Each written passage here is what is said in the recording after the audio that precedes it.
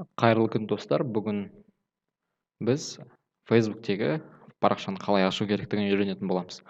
Facebook'тегі парақша не үшін қажет? Ең біріншіден өзіңіздің кәсіптеріңізді Facebook'те адамдар іздеп таба алады. Одан кейін таргеттік жарнама жіберу үшін міндетті түрде Facebook парақша қажет болады.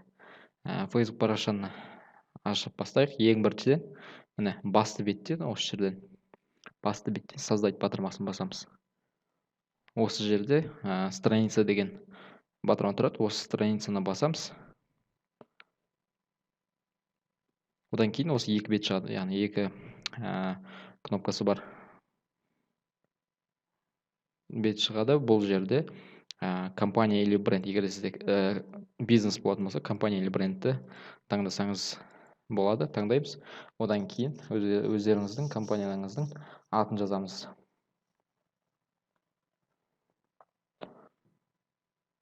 Компанияның атын жаздық мысалы. Одан кейін барып, міне категориясын таңдау керек болады. Егер де сізде мысалға, например, массаж болса, ол услуга түріне жатады деген секілді. Яғни бұл жерде сіздерге кеңес беретін осы товар или услуга. Осыны таңдасаңыздар да жетеді. Яғни ең біріншіден ус деп жазған кезде бірден шығады.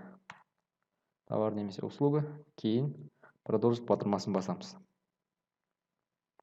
Бізде келесі бет шығады. Осы жерде пропустить батырмасын басамыз. Бұл жерде логотип пен обложканы жүктеу керек. Ол үшін, яғни пропустить басқаннан кейін барып біздер жүктейтін боламыз.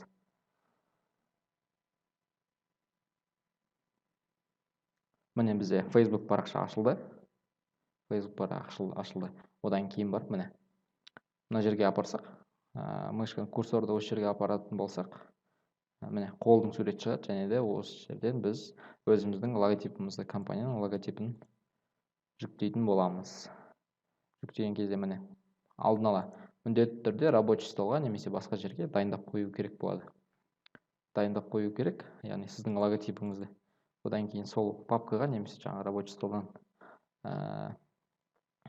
тауып алып логотипіңізді открыть батырмасын басамыз. Бұл жерде жаңағыдай логотипіңіз қалай көрінуі қажет. Осы жерден таңдайсыздар. Редактировать деген басу арқылы мысалға оны жөндеуге де болады, мысалға әртүрлі фильтр қоюға болады. Аса қажеті жоқ. Былай көрінсе болды. Одан кейін сохранить батырмасын басамыз.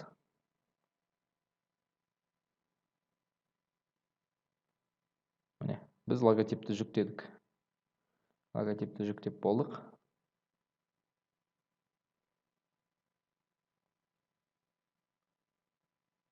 Логотипіміз міне көрініп тұр. Енді мысалы обложканы жүктейміз. Обложканы жүктеу үшін мына жерде добавить обложку деген батырма тұрады. Осы жерде үстіне басқан кезде загрузить фото или видео деген тұр. Осыны басамыз. Осы жерден жаңағыдай сіз алдын ала обложка дайындасаңыз, осы жерде обложкаңызды таңдау қажет. Одан кейін міне үстіне басып, мысалға обложкаңызды таңдайсыз. Негізінен кез келген жаңағы бизнесіңізге қатысты суретті жүктесеңіз де болады. Сохранить батырмасын басамыз. Міне, біз обложканы да жүктедік. Осы жерде жалпы негізі сіздің компанияңыз туралы ақпарат жазылуы керек. Обложка, яғни сіздің компанияңыз туралы ақпарат беруі тиіс. Одан кейін Facebook'ке, осы Facebook парақшаға ең бірінші жалпы компания туралы ақпарат беріп кетсеңіз де болады.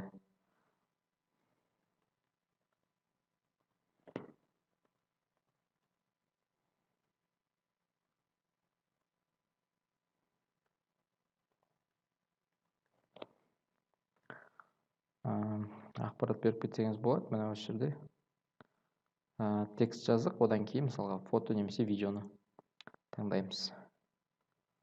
Жаңағыдай мысалға басқа суреттерді, мысалға сіз жалпы пайдалы посттарды осы арқылы жүктеп отыра аласыз. Мына жерде сурет шығады. Осы сурет сіздің жаңағы жүктеген суретіңіз болады. Одан кейін міне төмендегі поделиться батырмасын басасыз.